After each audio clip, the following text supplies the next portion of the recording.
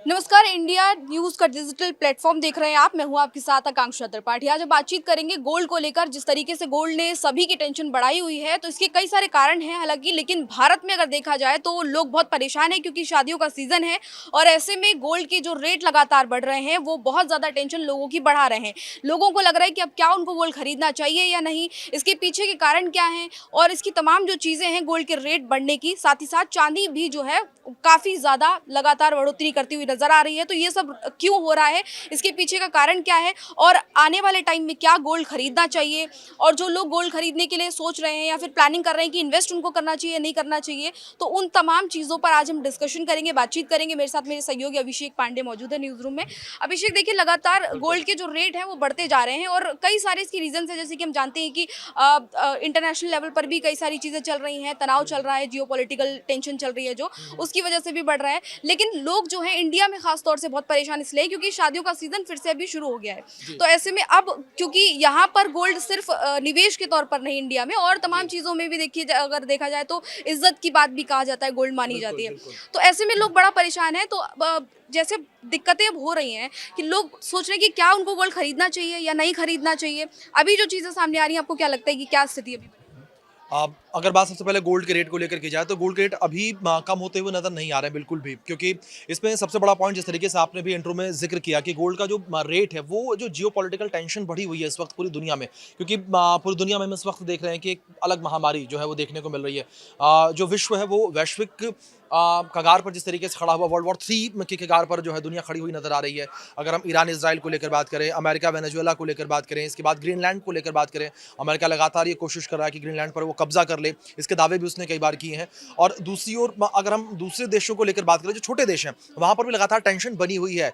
तो सबसे बड़ा रीजन जो गोल्ड का है प्राइस हाइक होने का वो यही है, क्योंकि इसके पीछे आप देखिए जो छोटे देश होते हैं वो जो सॉलिड मनी, गोल्ड को एक भाषा में ये भी कहा जाता है कि गोल्ड जो सॉलिड मनी होता है, क्योंकि जो हम दूसरा पैसा जिसे हम कहते हैं या डॉलर कहें या कोई और करेंसी यूरो को लेकर बात कर लें, इन्हें पेपर मनी कहा जाता है, क्योंकि इसे हम रोजमर्रा की जो जरूरतें होती है उसके लिए खरीदते हैं। अगर हमें कहीं 100 रुपए देने हैं, 100 यूरो देने हैं या 100 डॉलर देना, तो हम उसे खर्च कर लेते हैं। लेकिन गोल्ड एक सॉलिड मनी है, एक एसेट के तौर पर उसे देखा जाता है।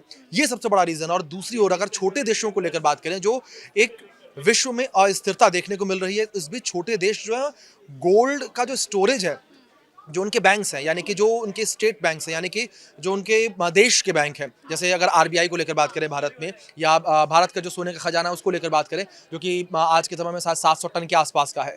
तो ऐसे में वो देश भी अपना जो सोने का भंडार है वो बढ़ाने लगे हैं, उसको स्टोर करने लगे हैं। तो आप समझिए जब मार्केट में किसी चीज़ की कमी होगी, यानी कि शॉर्टेज ऑफ थिंग, तो इसका मतलब ये कि उसका प्राइस अभिषेक, ऑब्वियसली एक बात इंक्रीज ये होगा। भी, हाँ बिल्कुल, एक बात ये भी है कि गोल्ड वैसे भी लिमिटेड है, तो उसका एक रीजन ये भी है कि हम हमारे पास ऐसा नहीं कि हम उसको बना सकते हैं, लिमिटेड है, तो उसकी वजह से भी दिक्कतें बढ़ रही हैं। दूसरी बात ये है कि डोनाल्ड ट्रंप जिस तरीके से लगातार टैरिफ बढ़ा रहे हैं, जिस तरीके से लगातार उनकी बयानबाजियां सामने आ रही हैं। अभी रशिया का देखा था हमने कि जब उनके प्रेसिडेंट आए थे तो उसके बाद भी काफी सारी टेंशन क्रिएट हुई थी। तो एक तरफ ये भी है कि उनकी कंपटीशन बाकी देशों के साथ बढ़ रही है, जिसकी वजह से ये टेंशन और बढ़ रही है कि अमेरिका को कमजोर करने के लिए भी बाकी देश सोना खरीद रहे हैं, जैसे चीन है, रशिया है।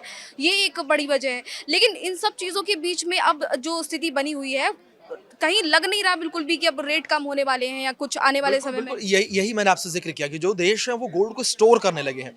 तो स्टोर करने का मतलब कि शॉर्टेज ऑफ थिंग, यानी कि बाज़ार में उस चीज़ की कमी। और जब किसी चीज़ की कमी बाज़ार में होती है और उसकी माँग बहुत ज़्यादा होती है, क्योंकि सोने की जो माँग है वो ना केवल भारत में बल्कि अन्य देशों में भी काफ़ी ज़्यादा है। तो ऐसे में उसकी माँग बढ़ रही है, जो देश हैं वो उसको स्टोर कर रहे हैं, यानी कि मार्केट में सोना आ नहीं रहा और बड़ी संख्या में उसको स्टोरेज किया जा रहा है। तो ये भी एक बड़ा कारण उसके दाम बढ़ने का। लेकिन दूसरी ओर जिस तरीके से आपने ज़िक्र किया टैरिफ का, तो टैरिफ भी, हाँ बिल्कुल ठीक कहा आपने कि टैरिफ भी एक सबसे बड़ा कारण है। जो गोल्ड के रेट लगातार इंक्रीज हो रहे हैं उसके लिए टैरिफ भी बहुत बड़ा कारण है, क्योंकि टैरिफ बढ़ाने की वजह से वही बात फिर से सामने निकल कर आती है जो हमने शुरुआत में कही थी, अस्थिरता, यानी कि वैश्विक स्तर पर एक अस्थिरता जो है वो देखने को मिल रही है टैरिफ बढ़ने की वजह से। चाहे चीन को लेकर हम बात करें, देखिए चीन अगर बात करें, रेयर अर्थ मिनरल्स का इकलौता बादशाह इस वक्त पूरी दुनिया में है। रेयर अर्थ मिनरल्स को लेकर आप ये समझिए कि अमेरिका की भी जो निर्भरता है वो 90% की, आप समझिए 90% की निर्भरता रेयर अर्थ मिनरल्स को लेकर चीन के ऊपर है।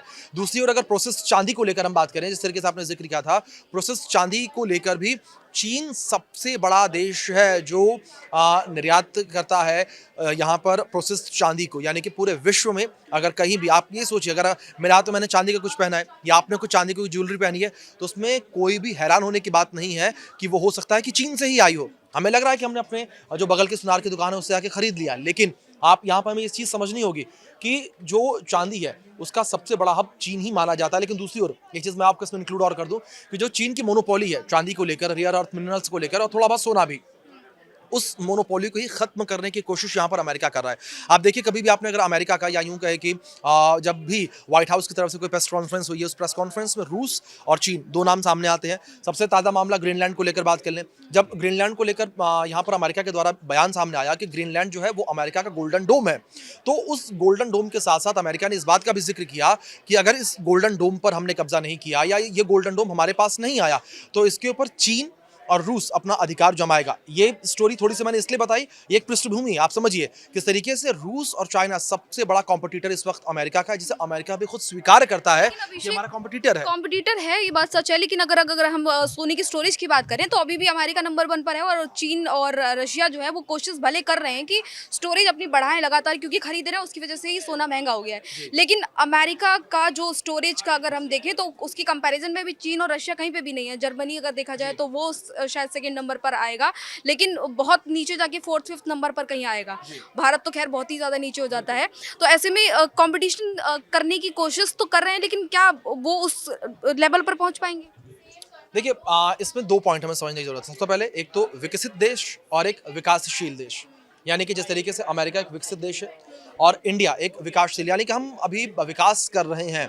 तो ऐसे में जो विकसित देश हैं उनके पास सोने का भंडारण पहले से है, लेकिन जो विकासशील देश हैं उनके पास दूसरे और भी चीज़ें हैं। सपोज दैट आप देखिए कि अगर अब हम अपने इंफ्रास्ट्रक्चर को लेकर बात करें, तो कई ऐसी चीज़ें हैं जिन पर हमें बहुत ज़्यादा पैसा खर्च करने की ज़रूरत है।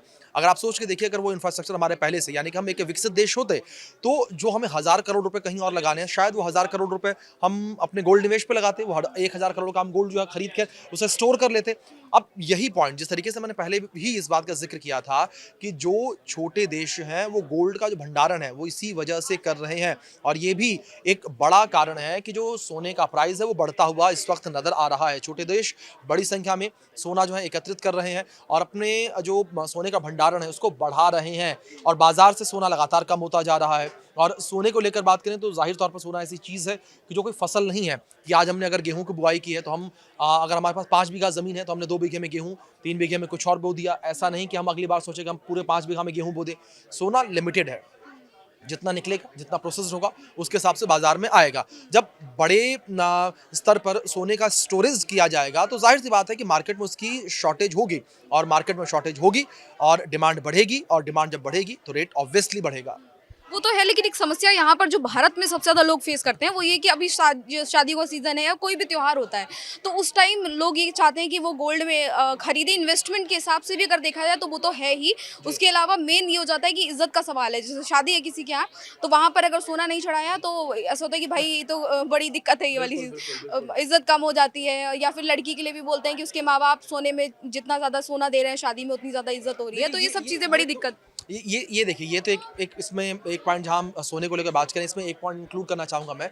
ये एक समाज की क्रूर मानसिकता है। ये हमने अपनी मानसिकता बना ली। जिस तरीके से दहेज को लेकर हम बात करें, ये वो वाली मानसिकता है कि लोभ है, लालच है, ये जो लोग इस तरीके से डिमांड करते हैं, मांग करते नहीं। तो ऐसी कई एग्जाम्पल्स हैं यहाँ पर जिन्होंने कि बिना कोई पैसा लिए या बिना कोई दान दहेज लिए हुए शादियाँ की हैं, वो एक अलग मुद्दा है। लेकिन हाँ, अब बैक टू द पॉइंट, अगर बात सोने के रेट को लेकर करें तो देखिए, यहाँ पर अगर भारत में जो आपने शादियों के सीज़न का जिक्र किया, तो शादियों के सीज़न की वजह से गोल्ड का कोई भी जो प्राइस है वो ना तो ज़्यादा होता है ना तो कम होता है। ये हमें सबसे ज़्यादा समझने की ज़रूरत है।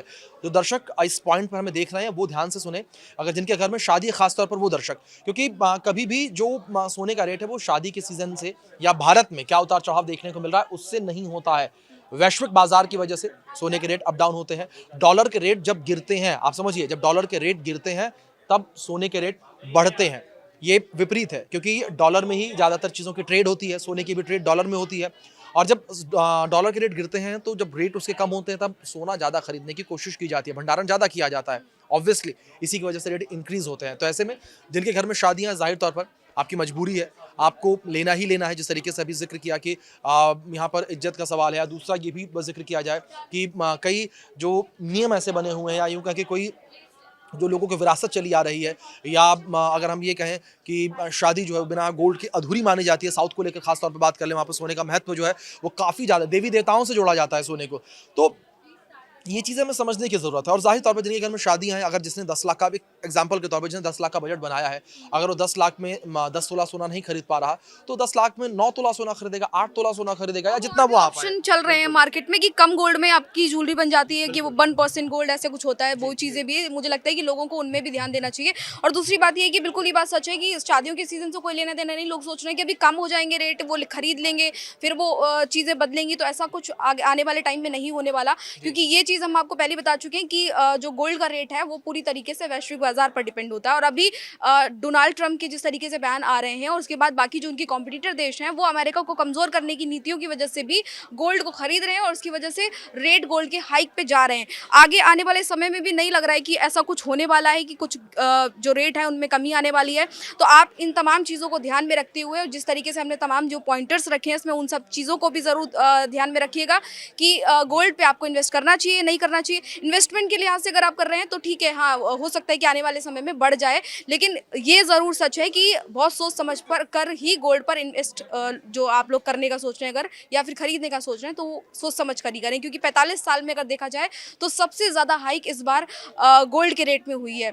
1979 के बाद इस बार सबसे ज़्यादा हाइक गोल्ड के रेट में लगातार हो रही है, और अभी तक भी इस तरीके के आंकड़े दिख रहे हैं कि आगे भी ऐसा ही रहने वाला है। अभिषेक, आपका बहुत धन्यवाद हमारे साथ बातचीत के लिए, और आप भी इसी तमाम चीज़ों पर ध्यान रखिएगा किस तरीके से गोल्ड का रेट बढ़ रहा है, और शादियों का जिस तरीके से अभी हमने जिक्र किया कि इसको मान प्रतिष्ठा से जोड़कर ना देखा जाए, क्योंकि ये पूरा का पूरा बिजनेस वाला मामला है यहाँ पर, तो नुकसान नहीं होना चाहिए। फिलहाल इस जानकारी में, इस बातचीत में इतना ही। इसी तरह की तमाम और बातचीत और तमाम और डिस्कशन को देखने के लिए देखते रहिए इंडिया न्यूज़ का डिजिटल प्लेटफॉर्म। नमस्कार।